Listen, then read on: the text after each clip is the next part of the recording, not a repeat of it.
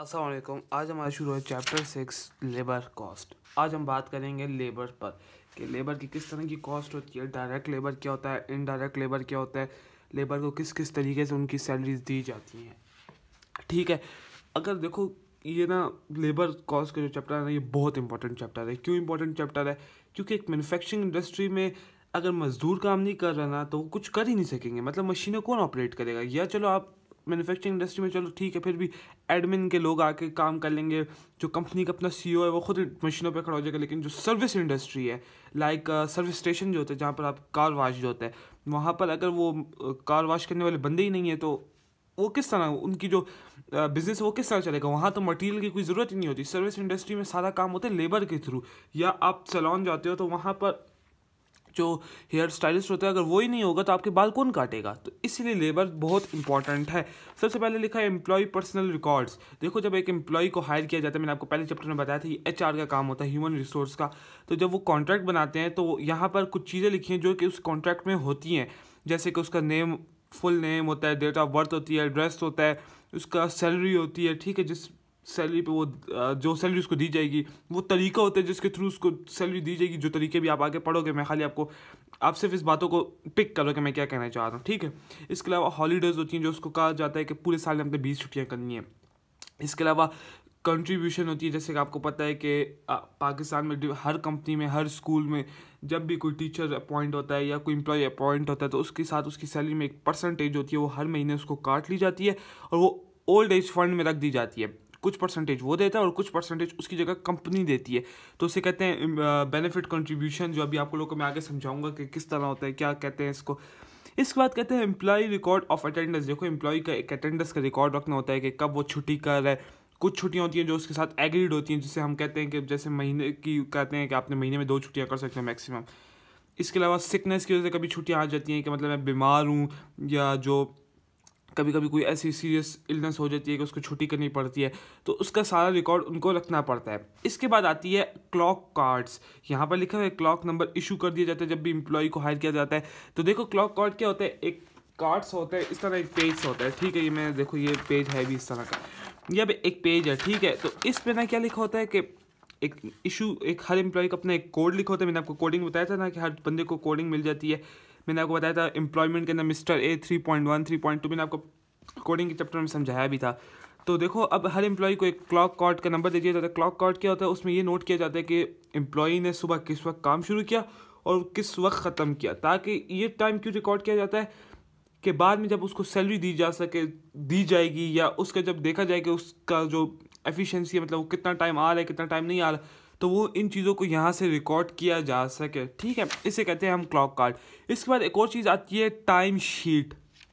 अब 10 बजे से सुबह काम शुरू किया, 5 बजे ख़त्म, तो इसके दरमियान से 7 घंटे जो काम किया, इस 7 घंटा जो 7 घंटे काम किया, इसको टाइम शीट पे रिकॉर्ड किया जाता है कि आज मिस्टर ए एम्प्लॉय जो है उसने 7 घंटे काम किया है, मिस्टर बी जो है उसने 5 घंटे काम किया है। तो इसे कहते हैं टाइम शीट। इसके बाद आता है जॉब शीट। अब देखो, इस 5-6 घंटे के दरमियान जो काम हुआ है ना, जिस प्रोडक्ट पे काम हुआ है, जिस जॉब पे काम हुआ है, मतलब जो काम किया गया, उस काम को रिकॉर्ड करने के लिए ना एक कोर शीट रिकॉर्ड की जाती है जिसे कहते हैं जॉब शीट। तो ये 3 हो गई, एक होती है क्लॉक कार्ड, एक होता है टाइम शीट और एक होता है जॉब शीट। तो आपको इन तीनों की समझ आ गई होगी, इनको आप यहाँ से पढ़ भी लोगे थ्योरी, तो आप लोगों को थ्योरी भी क्लियर हो जाएगी। अच्छा, तो हम शुरू करते हैं कि कितने टाइप के लेबर होते हैं। बाकी बातें मैं इस बाद में बताता हूँ, लेकिन लेबर का मैं बताता हूँ कि कितने टाइप के होते हैं। एक होता है डायरेक्ट लेबर, जो कि जो प्रोडक्ट बन रही है ना, जैसे पेन बना, रजिस्टर बना, इस पर डायरेक्टली काम कर रहा हो। जैसे कि प्रोडक्शन के जो वर्कर्स होते हैं, प्रोडक्शन लाइन जो मशीनों पे खड़े होते हैं और इस प्रोडक्ट को बनाने में हेल्प कर रहे होते हैं। एक होता है इनडायरेक्ट वर्कर। इनडायरेक्ट वर्कर क्या होता है? जैसे कि अब उस फैक्ट्री में एक सफाई करने वाला आता है, तो वो प्रोडक्शन में हेल्प तो नहीं कर रहा ना, वो तो खाली मतलब उस प्रोडक्शन में इनडायरेक्टली हेल्प कर रहा है, डायरेक्टली तो हेल्प नहीं कर रहा। इनडायरेक्टली मीन्स उस प्रोडक्शन को, वाली जगह को सफा सुथरा रखने में हेल्प कर रहा है। ये तो नहीं है कि इस प्रोडक्ट को बनने में हेल्प कर रहा हो। ठीक है, ऐसे वर्कर्स को कहते हैं इनडायरेक्ट वर्कर। इसके बाद आता है मेथड ऑफ रिम्यूनरेशन, मतलब किस किस तरीके से लेबर को पेमेंट या उसको सैलरी दी जाती है। सबसे पहले आता है फिक्स्ड।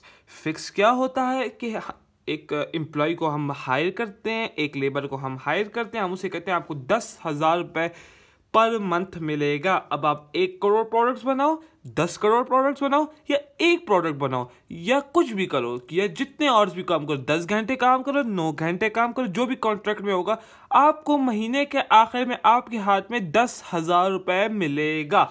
यहाँ पर बात ख़त्म हो जाती है। मतलब फिक्स कॉस्ट होगी, चाहे आप 1 घंटा काम करोगे कॉन्ट्रैक्ट के मुताबिक जो कॉन्ट्रैक्ट में लिखा होगा, या आप 1 दिन काम करोगे हफ्ते में, या 7 दिन काम करोगे, आपको महीने के आखिर में 10,000 रुपये मिल जाएंगे। It does not depend upon number of hours and number of units. ठीक है, ये आप लोग अपने पास नोट कर लो। उसके बाद कहते हैं कि ऑर्ली बेस पे। देखो, अब ऑर्ली बेस हमें नाम से ही पता चल रहा है कि ये आवर्स पे डिपेंड करता है। ये किस तरह डिपेंड करता है? वो ये होता है कि हम कहते हैं आपको पर और 10 रुपये मिलेंगे। अब आप दिन में 8 घंटे काम करोगे तो आपको 80 रुपये मिलेंगे। ठीक है, इसके अलावा आप हफ्ते में 6 दिन 8-8 घंटे काम करोगे तो आपको 6 दिन के 8-8 घंटे का पर और 10 रुपये मिलेंगे, और इसी तरह महीने की वेज मिल जाएगी। तो हमें क्या समझ पड़ी? ये इट डिपेंड अपॉन पर और, it does not depend upon number of units. ठीक होगा। इसके बाद हम कहते हैं अच्छा हाँ, जो फिक्स कॉस्ट होती है वो जो ये फिक्स्ड मेथड होता है इसे हम फिक्स कॉस्ट कहते हैं, क्योंकि हमें पता है ये फिक्स्ड है। डज नॉट, फिक्स कॉस्ट क्या होता है? जो कि चेंज नहीं होता लेवल ऑफ एक्टिविटी के साथ। तो हमें पता चल गया था, हमने बता दिया था कि does not depend upon number of hours और नंबर ऑफ यूनिट्स। तो वो एक्टिविटी लेवल है, तो वो चाहे ज़्यादा हो कम वो एक ही कॉस्ट मिलेगी, इसलिए फिक्स कॉस्ट है। और फिक्स कॉस्ट इनडायरेक्ट कॉस्ट होती है, तो इसलिए ये ऑटोमेटिकली ये 2 पॉइंट्स भी इधर प्रूफ हो जाते हैं। उसके बाद कहता है कि ऑर्ली बेस पे जो होती है वो क्योंकि हर घंटे के साथ चेंज होती है लेकिन पर और सेम होती है, तो हमें पता है ये फीचर्स है वेरिएबल कॉस्ट के, तो ये होगा वेरिएबल कॉस्ट। और इसका फार्मूला यहाँ पर लिखा हुआ है, labour cost is equal to labour hours multiply by rate per hour. तो हमारे पास टोटल लेबर कॉस्ट आ जाएगी। लाइक एक लेबर है वो 10 और दिन में काम करता है, ठीक है, और 20 रुपये उसको पर आवर मिलता है, तो कितना हो गया 10 मल्टीप्लाई बाई 20, तो 200 लेबर कॉस्ट पर डे आ जाएगी। ठीक हो गया। इसके बाद आता है पीस वर्क बेस्ड पे। पीस वर्क, पीस से हमें समझ पा रही है कि एक चीज़, एक यूनिट, तो इसमें क्या होता है कि हमें यूनिट्स के हिसाब से पे मिलती है, हमें आवर्स के हिसाब से पे नहीं मिलते हैं, हमें फिक्स पे नहीं मिलती, लेकिन हमें यूनिट्स के हिसाब से पे मिलती है। यूनिट्स के हिसाब से किस तरह पे मिलती है? हम कहते हैं अगर आपने दिन में 10,000 यूनिट्स बनाए तो आपको 10,000 यूनिट, हर यूनिट का 1 रुपये मिलेगा, आपको 10,000 रुपये दिन के मिलेंगे। आपने 9,000 बनाए आपको 9,000 रुपये मिलेंगे, आपने 6,000 बनाए आपको 6,000 रुपये मिलेंगे। तो it depends upon number of units, it does not depend upon number of hours. और ये हमेशा वेरिएबल होगी, क्योंकि ये जैसी लेवल ऑफ एक्टिविटी चेंज हो रहा है वो चेंज हो रही है, लेकिन हर एक्टिविटी पे पर यूनिट वो सेम होगी। अब इसमें ना एक और, इस पीस वर्क का ना अंदर 2 टाइप्स आती हैं। देखो यहाँ पर लिखा हुआ है, एक होता है स्ट्रेट लाइन पे और एक होता है डिफरेंशियल बेसिस। अभी मैं आपको थोड़ा सा समझाता हूँ ये क्या होता है।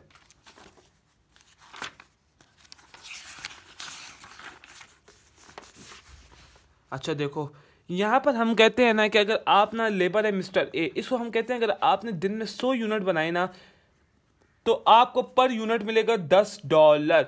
अगर आपने 100 से एक भी ऊपर यूनिट बनाया, 101 यूनिट बना लिए, तो आपको अब जो ऊपर वाले यूनिट्स होंगे ना 100 से, उसका पर यूनिट $15 मिलेगा एज अ गिफ्ट। कि आप अपने काम, जो आपको काम दिया गया आप उससे ज़्यादा काम कर रहे हो, तो आपको as a gift $5 extra per unit मिलेगा। अब 101 से फिर कहा जाता है कि अगर आपने 200 तक बनाया तो आपको $15 पर यूनिट मिलेगा, 100 यूनिट तक बनाया 0 से तो आपको $10 पर यूनिट बनेगा। अब कहते हैं अगर 200 से भी ऊपर बना लिया तो आपको अब मिलेगा $20 पर यूनिट। तो ये क्या हो गया, हर यूनिट पे ना एक रेंज ऑफ एक्टिविटी के बाद वो चेंज होता है, तो इसको हम स्टेप फिक्स भी कह सकते हैं। हमने स्टेप फिक्स से पढ़ा था ना कि वो एक रेंज ऑफ एक्टिविटी के लिए कॉमन होता है, फिर वो चेंज होता है, फिर वो एक रेंज ऑफ एक्टिविटी के लिए कॉमन होता है, फिर चेंज होता है। ठीक है, तो हम इसको स्टेप फिक्स भी कह सकते हैं। ठीक है, जो इसका डिफरेंशियल पीस वर्क है। दूसरा आता है स्ट्रेट लाइन। हम कहते हैं आपने 100 यूनिट बनाए कि आपने 1,000 यूनिट बनाए, आपको पर यूनिट $10 मिलेगा। अब अगर इस एग्जांपल में हम कहते हैं ना कि 240 यूनिट बनाए तो उसका कैसे निकलेगा? 240 को हम पहले देखेंगे, 240 में ये 100 यूनिट आते हैं, तो 100 मल्टीप्लाई बाई 10 करेंगे। अब 100 के ऊपर 200 तक हमें $15 मिलना है, तो वो भी पूरे 100 हैं। अब 200 से ऊपर 40 है और 40 200 से ऊपर जितने यूनिट होंगे उनके $20 मिलेगा। तो 40 मल्टीप्लाई बाई 20, तो अब इससे जो वैल्यू आएगी this will be the labour cost.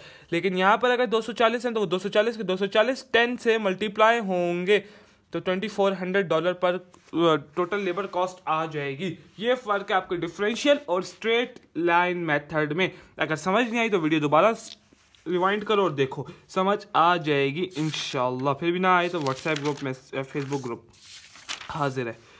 अच्छा, इसके बाद यहाँ पर कुछ एग्जांपल्स हैं, वो मैंने आपको समझा दी। उसके बाद आता है टाइप्स ऑफ रिम्यूनेशन, मतलब किस किस तरह की किस किस तरीके से पे की जाती है हमने भी पढ़ा, और अब कौन कौन सी पे होती है जो देनी पड़ती है हमें। सबसे पहले आती है बेसिक पे। बेसिक पे क्या होती है? जितने घंटे आप काम कर रहे हो, जितना आप काम कर रहे हो उसके मुताबिक आपको पे मिल जाएगी। मतलब आपने 8 घंटे काम किया, आपको 8 और की जो बेसिक पे है वो मिल जाएगी। आपने 9 घंटे आपका कॉन्ट्रैक्ट में, आपको 9 घंटे की बेसिक पे मिल जाएगी। अब इसके बाद आता है ओवर टाइम। अगर आप लोगों को ओवर टाइम का उर्दू का मतलब पता है कि एक्स्ट्रा काम करना, अपने काम से ज़्यादा, जो आपका काम है कॉन्ट्रैक्ट में उससे ज़्यादा काम करना। तो अगर देखो ओवर टाइम भी 2 तरीके के हैं। सबसे पहले मैं बताता हूँ जनरल। जनरल क्या होता है? देखो, आप रोज़ाना ना एक एम्प्लॉय 8 घंटे काम करता है, ठीक है, लेकिन हमारे काम की नेचर ऐसी है कि रोज़ाना 1 घंटा हमें एक्स्ट्रा एम्प्लॉयज़ को रखना पड़ता है। हम कहते हैं एम्प्लॉयज़ को, हम कहते हैं यार आप लोग 1 घंटा एक्स्ट्रा काम करो, हम आपको एक्स्ट्रा पे देंगे। तो देखो अब 9 घंटे वो टोटल काम कर रहा है, ठीक है, जबकि कॉन्ट्रैक्ट में था कितना था? 8 घंटे, और हमने कहा था पर और $10 मिलेगी। लेकिन अगर ओवर टाइम हुआ तो जो ओवर टाइम होगा उसके भी आगे 2 पार्ट्स होते हैं। लेकिन आपको पता, तो ओवर टाइम प्रीमियम होगा 50% ऑफ बेसिक पे। अब इस 9 घंटे की हम लेबर कॉस्ट इस एम्प्लॉय की मिस्टर ए की कैसे निकालेंगे? देखो, हमें पता है बेसिक हमारी 8 आवर्स है, जो हमने पढ़ा बेसिक पे होती है एक, तो वो 8 आवर्स है, और पर और हमें $10 मिल जाएंगे, तो ये बन जाएगा $80। लेकिन हमने देखा यहाँ पर उसने 9 घंटे काम किया और हमारे कॉन्ट्रैक्ट में 8 घंटे है, तो जो 1 घंटे ऊपर काम किया वो तो हमारे पास, ये जो होगी वो तो हमारे पास ओवर टाइम होगा ना। तो हम ओवर टाइम जो होता है ना, ओवर टाइम, उसको हम 2 हिस्सों में पहले डिवाइड करते हैं। ओवर टाइम के अंदर होती है एक बेसिक पे। देखो, जो 8 घंटे यहाँ काम हो रहा है और हर घंटे की एक पेमेंट मिल रही है, तो वो 9वें घंटे की भी तो मिलेगी ना, जो कि कॉन्ट्रैक्ट में है, ठीक है। और एक, क्योंकि वो ओवर टाइम अपने काम से ज़्यादा कर रहा है, तो उसको एज अ गिफ्ट प्रीमियम भी मिलेगा। क्या मिलेगा? एक बेसिक पे होगी और एक होगा प्रीमियम, मतलब एक्स्ट्रा एज अ गिफ्ट भी मिलेगा कि आप अपने काम से ज़्यादा काम कर रहे हो। तो बेसिक पे तो वही हमेशा होती है जो इधर लिखी हुई है, और जो ये प्रीमियम होगा ना, ये जो प्रीमियम होगा ये हमेशा हमें दिया होगा क्वेश्चन में। यहाँ पे लिखे over time premium 50% of the basic पे, तो मतलब 10 बेसिक पे और 50%, तो ये कितनी हो गई? 8 मल्टीप्लाई बाई 10 हमारी बेसिक पे, जो कि $80 बनती है। इसके बाद बनती है बेसिक, जो कि बेसिक 1 और एक्स्ट्रा काम हुआ है, तो पहले बेसिक को हम बेसिक मतलब जो आम बेसिक रेट पर और उससे मल्टीप्लाई करेंगे, और फिर जो हमारा प्रीमियम है 1 मल्टीप्लाई 10 मल्टीप्लाई बाई 50%, तो वो बनता है 5। तो अब हमारे पास 95 टोटल कॉस्ट बनेगी। इसमें क्या हो गया? 8 घंटे के हमें बेसिक पे, जो कि कॉन्ट्रैक्ट है, उसका पर और मिल जाएगा, और जो 1 घंटा हमने एक्स्ट्रा काम किया उसको हमने 2 हिस्सों में डिवाइड किया। एक होते हैं बेसिक, जो कि जो 8 घंटे काम करे उसका भी मिल रहा है, तो ये जो 1 घंटा काम किया उसका भी मिलेगा। लेकिन क्योंकि ये 1 घंटा हमने अपने कॉन्ट्रैक्ट से ज़्यादा काम किया, तो हमें एज अ गिफ्ट प्रीमियम भी मिलेगा, तो वो होगा 50%। क्वेश्चन में दिया होता है हमेशा, तो हमने इधर से पेमेंट निकाल दी। आपको एक चीज़ जहन में रखनी है, ये होती है इन दोनों को मिला के कहते हैं ओवर टाइम पे, और इसको कहते हैं ओवर टाइम प्रीमियम। अगर क्वेश्चन में दिया हुआ है कि ओवर टाइम पे इज 150% ऑफ बेसिक, तो मतलब इन दोनों को मिला के 150 ये बेसिक हो गया और 50% बेसिक का हो गया, मतलब जो 10 था। लेकिन अगर उधर उस क्वेश्चन में सिर्फ ओवर टाइम प्रीमियम दिया हुआ है, सिर्फ ओवर टाइम प्रीमियम दिया हुआ है, किट में क्वेश्चन है, मैं आपको जब करवाऊंगा किट तो आपको बताऊंगा, तो उसमें सिर्फ प्रीमियम हमने लेंगे। बेसिक जो होगा वो बेसिक हमें ऑलरेडी क्वेश्चन में दिया होगा, जो प्रीमियम होगा वो हमने फिर उस क्वेश्चन के मुताबिक जितनी परसेंटेज दी होगी बेसिक की वो हम लेंगे, ठीक है। इसके बाद आता है आइडियल टाइम पे। देखो, कभी कभी फैक्ट्रीज में क्या होता है कि ट्रेड यूनियन जो होता है, जो हमारी यूनियंस होती हैं हर बिजनेस की, तो उनकी कभी कभी स्ट्राइक्स आ जाती हैं। कभी कभी ऐसा होता है कि लेबर तो मौजूद होता है लेकिन मशीन टूट जाती है, तो इसमें तो लेबर की गलती नहीं है कि आप उसको पेमेंट ना दीजिए। तो ऐसे टाइम पे जो उनको पेमेंट मिलती है, ऐसे टाइम पे जो उनको पे मिलती है जिसमें उनकी गलती नहीं होती लेबर की, उसको कहते हैं आइडियल टाइम पे। आइडियल टाइम पे, जिसमें हमारी एम्प्लॉय की गलती नहीं होती, वो आया होता है लेकिन वो काम नहीं कर सक रहा होता, किसी वजह से बिजली चली गई है, मीटर शॉर्ट हो गया, कुछ भी मसला हो गया, बिल अदा नहीं किया तो वो बिजली कट गई है, कुछ भी मसला हो गया, उसमें लेबर की गलती नहीं होगी, इसलिए उसको जो पे मिलेगी उसे हम कहेंगे आइडियल टाइम पे। फिर आता है बोनस। देखो बोनस क्या होता है, अगर आपको थोड़ा भी बोनस का पता है तो इसमें ये होता है कि कंपनी के साथ हम कहते हैं, कंपनी कहती है कि यार क्योंकि आप हमारे लेबर से इस महीने बहुत अच्छा काम किया, हमें बहुत ज़्यादा प्रॉफिट हुआ, तो हम इसमें थोड़ा सा बोनस, थोड़ी सी पेमेंट निकाल के उस लेबर को अंदर डिस्ट्रीब्यूट करते हैं। तो ऐसी पेमेंट जो उनको एज ए गिफ्ट मिलती है उनके अच्छे काम की वजह से, वो होती है बोनस। इसके बाद आता है इंसेंटिव्स अलाउंसेस। अब ये कौन सी पेमेंट होती है? देखो ये ऐसी पे होती है ना जो आपको किसी स्पेशल वजह से दी जाती है। मैं आपको एग्जांपल देता हूँ कि एक कंपनी है नेस्ले, अब ये अपने एक एम्प्लॉय को कहती है कि आप बैठोगे पेशावर में और एसी में, और दूसरा एम्प्लॉय कहता है इनकी इंडस्ट्री लगी है बलूचिस्तान में किसी डेजर्ट में, ठीक है। तो अब जो डेजर्ट है वहाँ पर बहुत सारी खतरात होते हैं, सिक्योरिटी इश्यूज होते हैं, क्या पता वहाँ पानी ख़त्म हो जाए। तो एम्प्लॉयज़ को जो ये सिक्योरिटी थ्रेट्स होती हैं, जो इश्यूज होते हैं, इनकी वजह से फिर भी वो जाके बलूचिस्तान के उस डेजर्ट में काम करेंगे, तो उनको इन सिक्योरिटी थ्रेट्स के इवज, इन सिक्योरिटी थ्रेट्स के अगेंस्ट जो पेमेंट मिलती है, एक्स्ट्रा पेमेंट, उसे कहते हैं अलाउंसेस।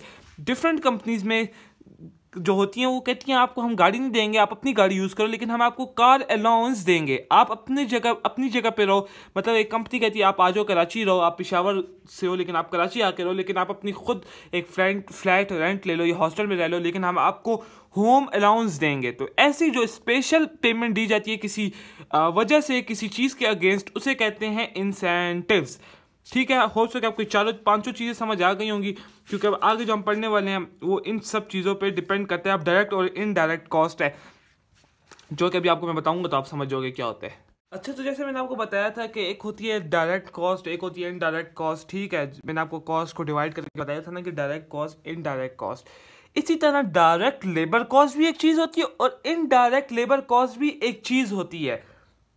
जिस तरीके से डायरेक्ट वर्कर काम करते हैं ना, और इनडायरेक्ट वर्कर काम करते हैं, direct employ, direct labour, indirect labour, इसी तरह इनकी जो वेजेस इनको मिलती हैं ये भी डिवाइड हुई है डायरेक्ट कॉस्ट में और इनडायरेक्ट कॉस्ट में, ताकि हम जब उनके अकाउंट्स बनाएं, जब हम उसको वर्क इन प्रोग्रेस या प्रोडक्शन ओवरहेड में डिवाइड करें, तो हमें पता हो कौन सी कॉस्ट को हमने डायरेक्ट कॉस्ट करना है और कौन सी कॉस्ट को हमने इनडायरेक्ट कॉस्ट करना है। और जो पेपर में आपके क्वेश्चन आएंगे वो भी इसी चीज़ पर आएंगे कि बताओ एक पूरी स्टेटमेंट दी होगी, उसमें डायरेक्ट कॉस्ट भी लिखी होंगी, इनडायरेक्ट भी। आपसे पूछेंगे बताओ इसमें से डायरेक्ट कॉस्ट कौन सी है, मतलब टोटल कितनी है, और इनडायरेक्ट कितनी है।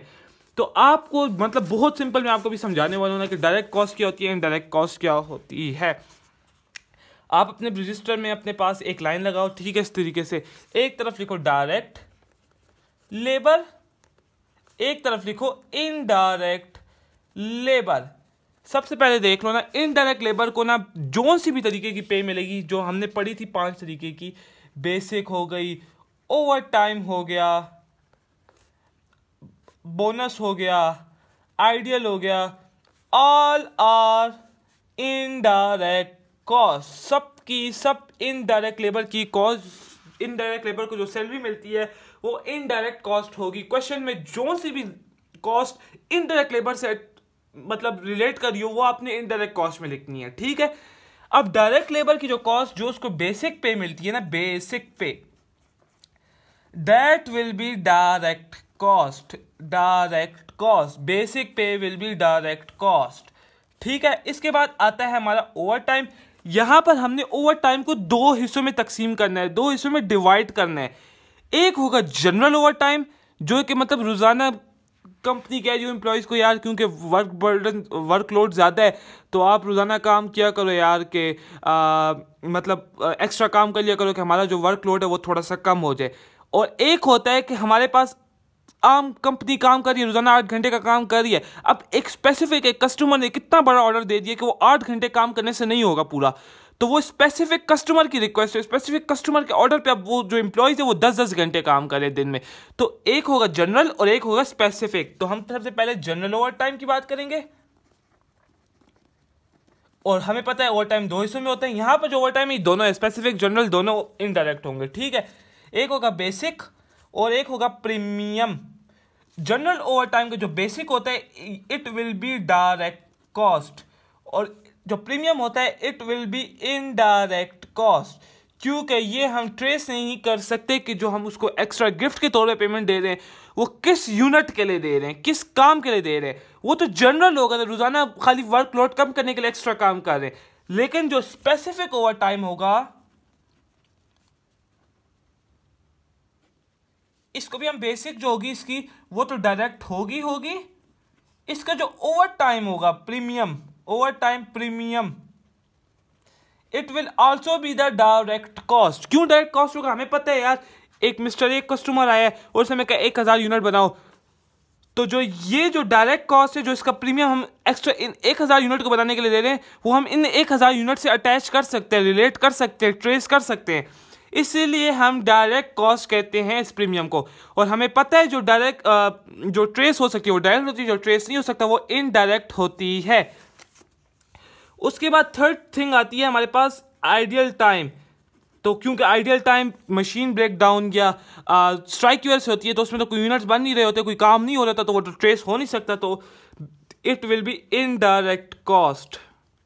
और बोनस वगैरह भी सारा इनडायरेक्ट होगा, क्योंकि वो किसी चीज़ से ट्रेस नहीं हो सकता कि कौन सा वो 2 मई को जो यूनिट सेल हुए तो उनकी वजह से बोनस मिल रही है, जो 10 मई को हुए थे सेल उनकी वजह से मिल रहा है। इनडायरेक्ट कॉस्ट बस आप लोगों को ये अपने पास ड्रॉ करना है, और आपने सिर्फ क्वेश्चन में देखते हैं कि जो क्वेश्चन है कौन सी पेमेंट दी गई है, इनडायरेक्ट की बेसिक पे दी गई है कि डायरेक्ट की बेसिक पे दी गई है, और बहुत इजीली आप क्वेश्चन सॉल्व कर लोगे। किट में क्वेश्चन है, आप जब प्रैक्टिस करोगे तो आप लोगों को बहुत ईजी लगेगा। ठीक हो गया। अब इसके बाद हम देखते हैं हमने चैप्टर में क्या चीज़ छोड़ दी और वो समझाता हूँ मैं आपको। हमने यहाँ पर पीस वर्क भी कर लिया है, बोनस स्कीम्स हमने पढ़ना है, अभी बोनस स्कीम्स पढ़ते हैं हम लोग, ग्रुप बस सारा ही बोनस के रिलेटेड है सारा कुछ। इसके अलावा कुछ ग्राफ्स हैं जो कि मैंने आपको समझाया था, मैं आपको फिर भी समझा देता हूँ ग्राफ्स। और पे रोल है, बुक कीपिंग एंट्रीज वगैरह है, और बस हमारे रेशियोज़ हैं, थोड़ी सी नहीं रेशियोज़ नहीं है, ये प्रोडक्टिविटी है, बस और कुछ भी नहीं है। बहुत ईजी चैप्टर है ये। अच्छा तो यार हमने बोनस पढ़ा था, बोनस की भी कैलकुलेशन के 2-3 तरीके हैं। सबसे पहले आता है फ्लैट रेट बोनस, नाम से हमें पता चल रहा है कि एक फ्लैट हो सही नज़र नहीं आता, फ्लैट रेट होगा। हर एम्प्लॉय को जितनी भी उसकी सैलरी है उसको एक ही, मतलब सब एम्प्लॉयज़ को एक जितना बोनस मिलेगा। 1 लाख बोनस अलॉट हुए, 10 एम्प्लॉयज़ काम कर रहे हैं 10 हज़ार रुपये सबको मिल जाएगा, ठीक है। लेकिन परसेंटेज बोनस में क्या होता है, हर बंदे को अपनी सैलरी के मुताबिक बोनस मिलता है, ठीक है। देखो अगर एक एम्प्लॉय के 10,000 रुपये सैलरी है, एक एम्प्लॉय की 5,000 सैलरी है, तो 10,000 वाले को डबल बोनस मिलेगा एज कंपेयर टू 5,000 वाले को, ठीक है। तो वो सैलरीज को पर डिपेंड करते हुए उन सबको उनका बोनस मिल जाएगा। बस ये फ़र्क है फ्लैट रेट और परसेंटेज बोनस में। इसके बाद आता है टाइम रेट एम्प्लॉयज़। तो इसका क्या मतलब है ये मैं आपको सारा समझाता हूँ। मतलब इसमें आपको ना एक बोनस का वो दिया हुआ है, फार्मूला दिया हुआ है, जो आपने वो फार्मूला पढ़ना है। मेरा पेन किधर गया?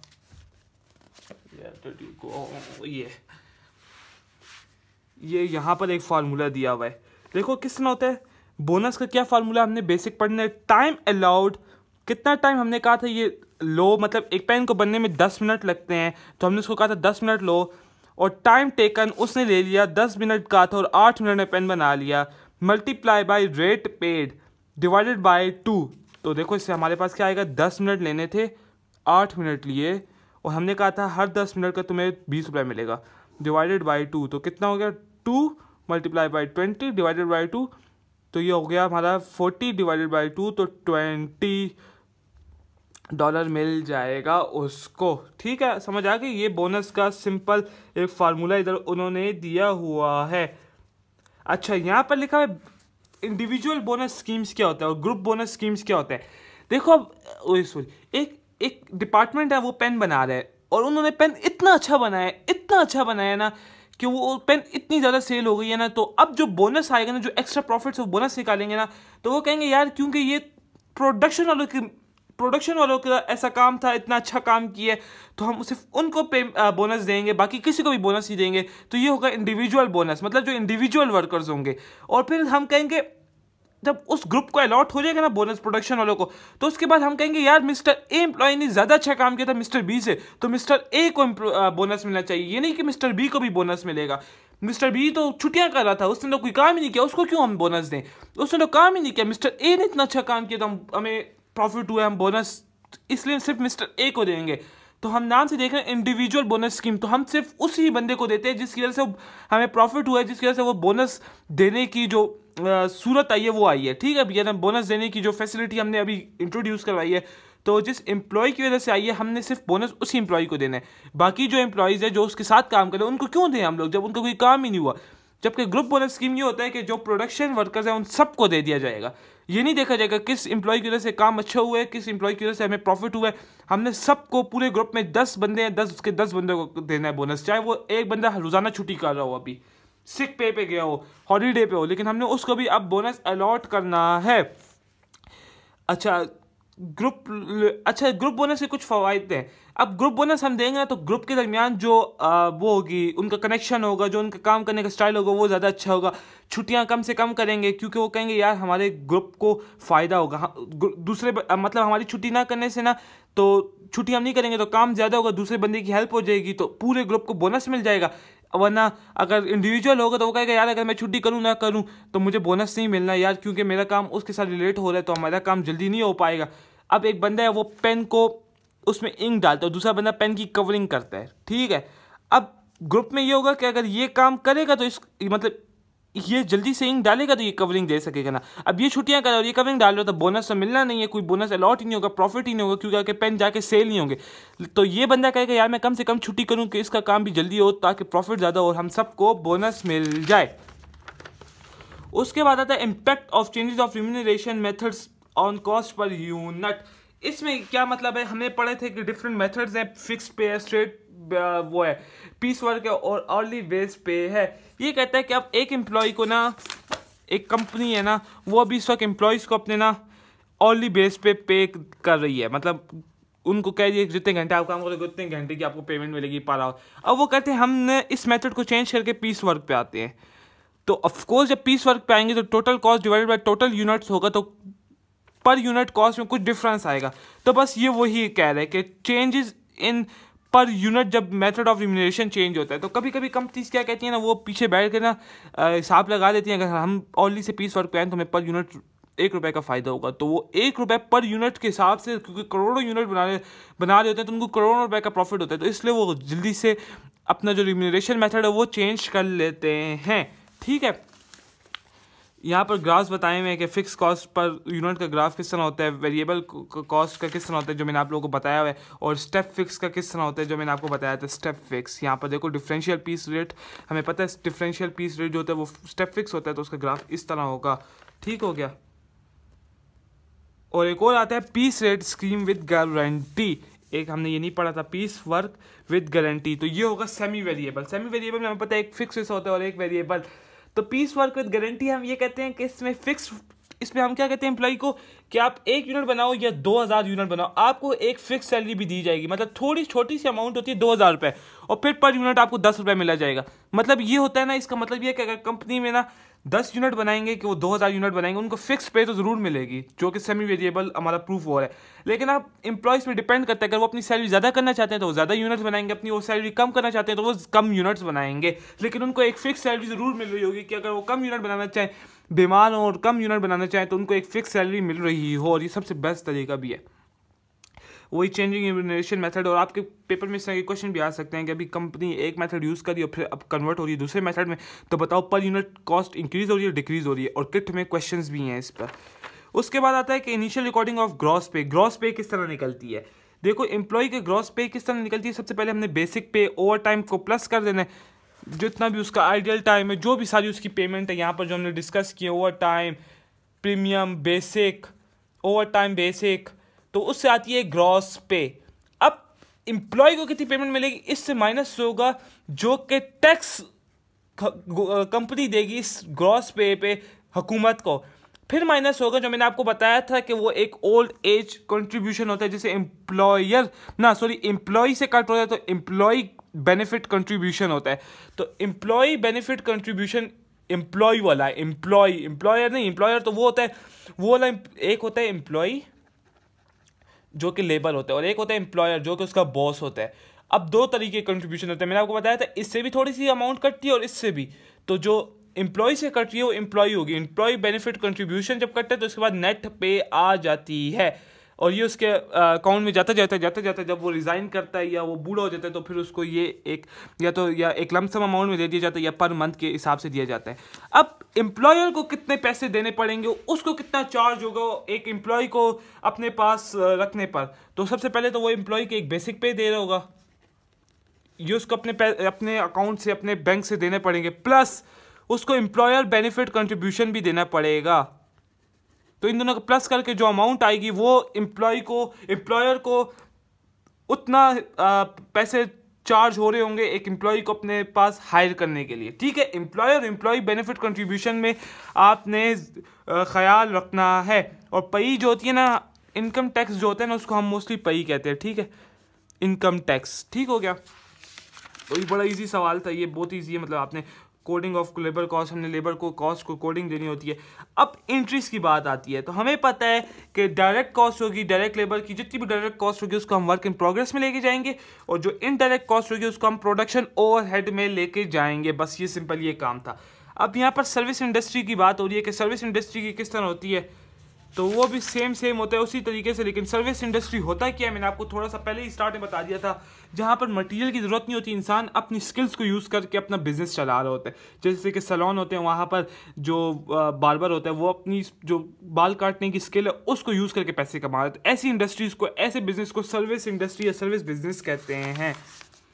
उसके बाद प्रोडक्टिविटी क्या है? Productivity is the amount of, देखो एक ये कहता है कि प्रोडक्टिविटी के अमाउंट ऑफ आउटपुट प्रोड्यूस पर लेबर आवर, मतलब एक लेबर आवर में 1 घंटा जब लेबर काम करता है तो कितना अमाउंट के कितने यूनिट प्रोड्यूस होते हैं।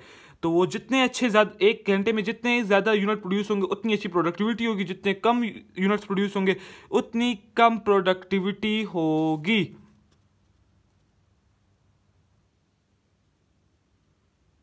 अच्छा, यहाँ पर एक चीज़ देखी हुई है कि देखो अगर एम्प्लॉय को पर आवर की बेसिस नहीं सॉरी पर आवर की बेसिस से पेमेंट मिलती है, और अगर प्रोडक्टिविटी इंक्रीज होती है और उनका टारगेट है दिन में रोजाना उन्होंने 100 यूनिट बनाने हैं।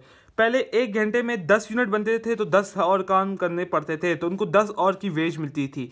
लेकिन अब क्योंकि प्रोडक्टिविटी इंक्रीज हो गई है, उन्होंने नई मशीन ले आए हैं कंपनी, तो अब 15 यूनिट बन रहे हैं 1 आवर में, तो अब टोटल 7 आवर लगेंगे। मैं आपको ऐसी गेस करूँ 7 पॉइंट कुछ लगेगा, तो अब उनको 7 आवर की बेसिक पे मिलेगी। तो इसका मतलब है जैसी प्रोडक्टिविटी इंक्रीज होती है और अगर एम्प्लॉइज के पर आवर की बेसिस से पेमेंट मिल रही है तो उसकी ऑटोमेटिकली जो टोटल बेसिक पे होगी वो कम हो जाएगी। और इसी तरह अगर मशीनें ख़राब होती जा रही हैं तो अब 5 यूनिट बन रहे हैं 1 घंटे में, तो अब 20 घंटे उनको काम करना पड़ेगा 100 यूनिट्स को बनाने के लिए, तो अब उनकी पेमेंट ज़्यादा होती जाएगी। ठीक है, इसके बाद यही सब कुछ था इस पूरे चैप्टर में। एक दफ़ा चेक कर लूँ कुछ चीज़ रह तो नहीं गई, कुछ चीज़ रह गई हो अगर मुझे नज़र ना आए तो आप लोग मुझसे पूछ भी सकते हो ग्रुप्स में, मैंने ग्रुप्स बनाए ही इसीलिए। हाँ बस सारा कुछ हो गया। इस चैप्टर को एक दफ़ा खुद पढ़ लेना, एक एक लाइन पढ़ लेना, आप लोगों को समझ आ जाएगी। तो होप्स हो कि आपको ये चैप्टर फिर से एक बार कहना समझ आ गई होगी। अस्सलाम वालेकुम।